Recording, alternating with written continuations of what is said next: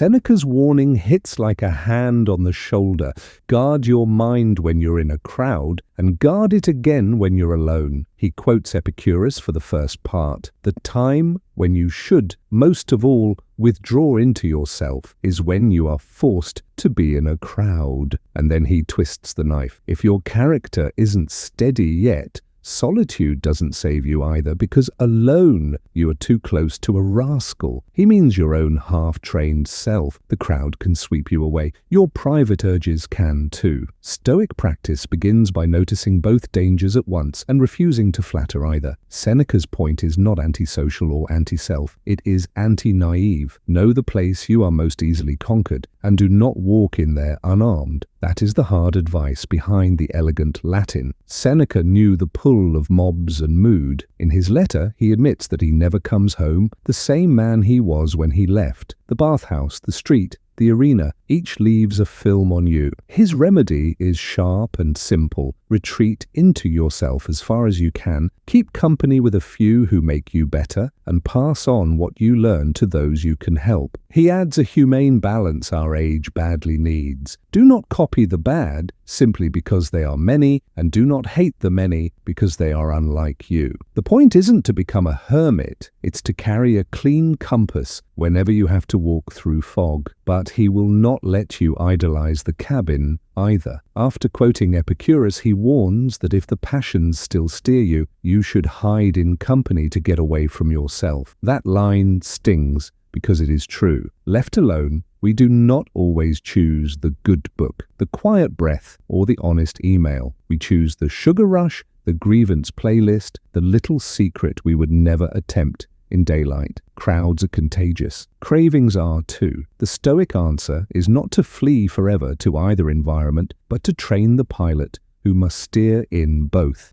Marcus Aurelius takes the same line with a steadier voice. He notes that people dream about retreats, country houses, seashores, mountains, and then says the best retreat is the one you can enter any moment, the quiet you make inside your own mind. This is not fantasy. It is a practical reset that lets you check your judgments before they run you and return to the work fate has placed in your hands. When you use it, you stop letting the weather of the room decide your weather. You remember your role, your duty, and your standards, and then you speak or stay silent accordingly. Epictetus gets more street level. He trains you to sort impressions the instant they hit. When you head into loud places, games, shows, feeds, he counsels you to keep your attention on yourself so you do not slide into the crowd's habits without noticing. If you must go, go with guardrails, watch without worship, avoid the eruptions that turn you into an echo, and leave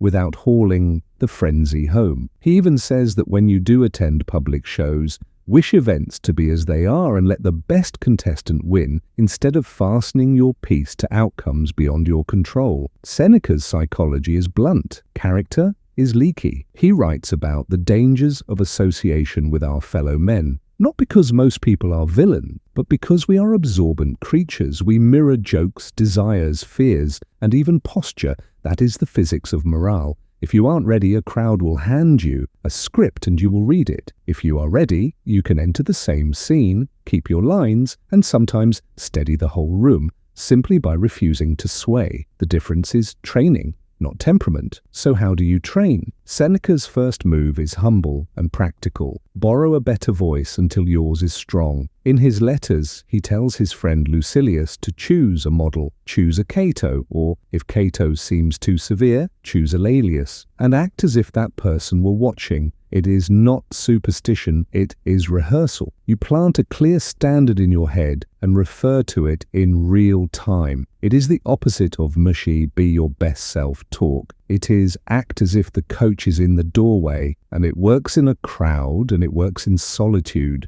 The second tool is the moral ruler you carry everywhere. The Stoics split between what is up to you and what is not. You cannot edit other people's moods or votes or appetites, but you can edit your own judgments, choices, and reactions. That distinction is life-saving when the temperature rises. The crowd roars, not up to you. Your breath and your bearing, up to you. A rumor says your team is doomed, not up to you. Your commitment to fairness and clarity, up to you. Epictetus sets this as the first line of his handbook for a reason: clarity before courage. Now the hard-hitting part. If you enter a crowd without a plan, the crowd will rent your body by the hour. If you enter solitude without discipline, your appetites will too. So write the plan and keep it short. Before the meeting, pick a principle. During the meeting, keep your posture and your tongue. After the meeting, review rather than ruminate. Before the late-night scroll, decide what you will not watch. During it, watch your breath more than the feed. After it, close the tab and touch grass. Ancient as this sounds, it is closer to weight training than to mysticism. You repeat little moves until they become your baseline under stress. Notice something else in Seneca. He is not antisocial. He warns against copying the bad just because they are many, and also against hating them because they are unlike you. That is a grown-up stance. Keep the gate of imitation tight while keeping your heart open. Teach as you learn. Wisdom does not hoard, it circulates. When you are steady enough, your calm becomes counter-contagion. You can be the person whose temperature does not spike just because the room's does, and that steadiness is a public service. Marcus adds a vivid image for this inner work. The soul is dyed by the thoughts. Keep dipping your mind into sound judgments and steady aims, and your character will take that color. Soak it in resentment or panic, and you will wear those shades instead. That is why the inner retreat matters. It is not hiding, it is choosing the dye. Bring that color with you into the crowd, and it will not wash out at the first shout.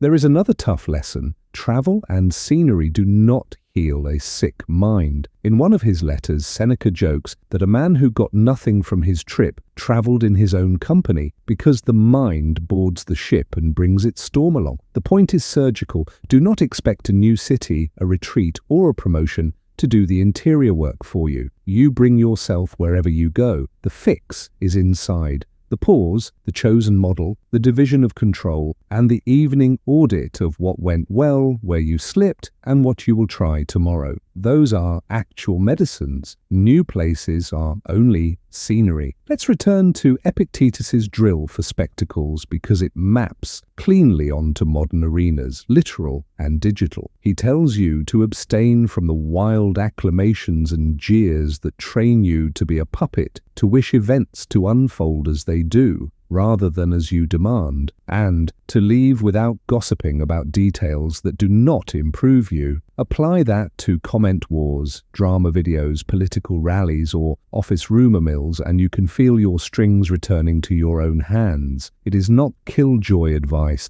it is self-respect. One more piece, and it might be the hardest. Seneca's method assumes you will be honest about your current strength. If you wobble in crowds, limit them for a while. If you wobble in solitude, do not play monk yet. Keep your day full of work and decent company until your appetites shrink to fit your aims. This is what he means by gradual permission. First, get steady, then test yourself. Do not let pride write your schedule. Choose conditions that help you keep your word to yourself and adjust as you grow. Seneca also offers a third path when you cannot find good company in the room. Invite the best of the dead into your day. In a brief letter on good company, he says he spends his time with the finest minds across ages, letting his thoughts fly to them wherever he is. Reading is not a hobby here. It is moral companionship. Books give you a private crowd that lifts rather than drags. That is a quiet antidote to both the noisy street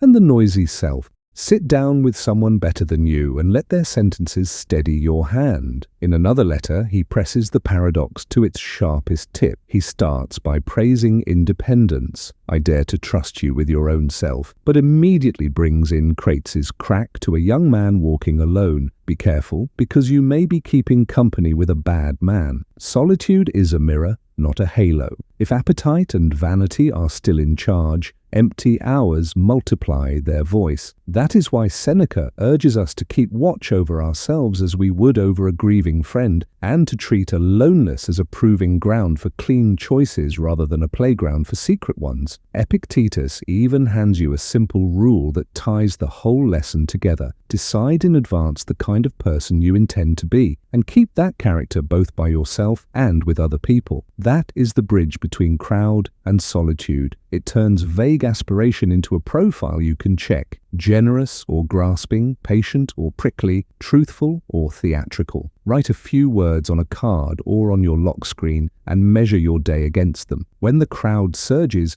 you do not improvise a self. You refer to the one you already chose. When the room empties and you are the only witness, you act in line with the same profile. This is the slow way to earn what Seneca and Marcus called tranquility, the easy back and forth between the market and the study because your compass stays set. What you gain isn't distance from life, but a steadier way of standing in the middle of it. Crowds become a field for practice, not a trap. Solitude becomes a workshop, not a hiding place. You become reliable to yourself and useful to others at last.